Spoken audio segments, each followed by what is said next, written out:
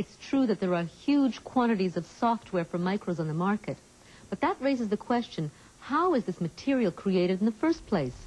We went to the Minnesota Educational Computing Consortium to see how they go about producing educational software. We take ideas that come from the actual classrooms, from teachers, from MECC staff who are working out in the fields.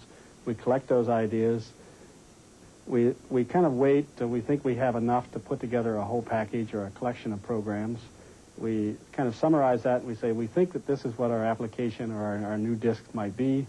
The ISD manager selects a particular project to be done. And the ISD manager selects one of the courseware developers who is going to head the team that develops that project. The members would include teachers, subject matter consultants, designers, programmers, graphic art people, and possibly our editor.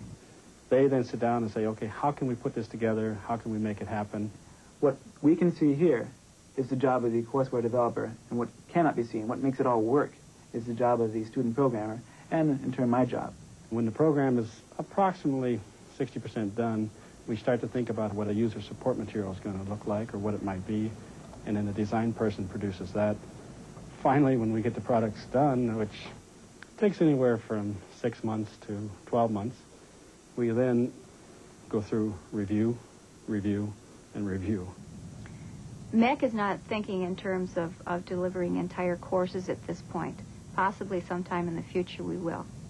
Right now we're designing supplemental instructional packages to support or facilitate what the teacher is doing rather than actually doing the job of teaching a course. The microcomputer is just a tool to assist them in teaching it. We just visited a classroom where these little kindergartners were singing the ABCs as they were doing that Caterpillar program on Elementary 7, and they were really having a good time with it. When you get away from just content and you think of the microcomputer and all the things that it can do above and beyond what a textbook can do, that's where things get exciting. Capabilities of graphics and sound are one of the real pluses of the microcomputers. There are a couple of forms that the instructional designers fill out and give to the student programmers. One of them is this form, the display layout form. This indicates how a particular screen should appear, and it's usually pretty exact where everything should appear on the screen and how it should look. This is a frame for one program in our diskette Elementary 7.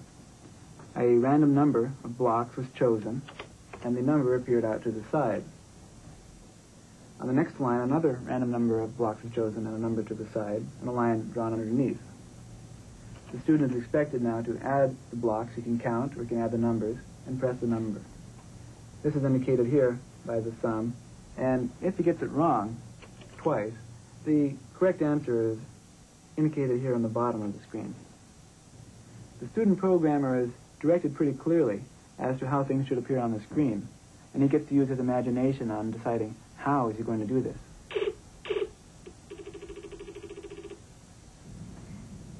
We work primarily with student programmers. These are high school and college level students that do most of the programming at MECC. We have 2 full-time programmers that are more or less in charge of that crew of student programmers. The programmers will debug the program and probably add extra features and clean up anything like misspelled words, sentences, and improper format. Goes through an extensive review process. The programmer will get the program, he'll get it running, he'll give it to the documentation people, do a review of the program, and make decisions on the content of the program itself, and they give it back to the programmer. And that goes back and forth until everybody's happy, and then they document it and put it out for release. There's now several companies that have come up with mass duplication machines where you basically put a bunch of items in a hopper and press a button and they flip out the bottom.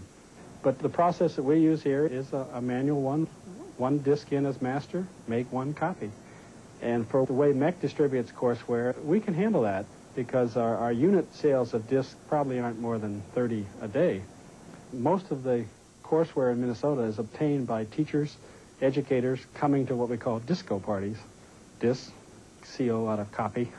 Disco parties, and what they do there is copy their discs. They bring in 15, 20 blank discs. They spend 5 hours copying them, and they drive home. So we use that method to distribute courseware in Minnesota, and we estimate that about 50,000 diskettes are made each 2 to 3 months. And the demand for MECC software has just really gone up. We don't see that it's anywhere near tabling off at this point. We really haven't come near finding out what these things can do yet. I think we send kids to school for 2 reasons, and only 2 reasons. One is to be a better communicator, and 2 is to be a problem solver. Now, the computer can't do a lot in communication unless you were to view the fact that it can allow you to get at more information and make you a better communicator. But it sure can make you a better problem solver because you solve more problems in different variables and different features, and you don't just solve problem 11 in the back of the chapter and go on to the next chapter. You try 3 or 4 combinations, so you learn what the concepts are and how to solve problems. And the computer is a problem solver, and we need problem-solving aids. And MECC is by no means the only producer of educational software. There are many other publishers in the field, both in Canada and the U.S. There are lots of educational programs for the computers.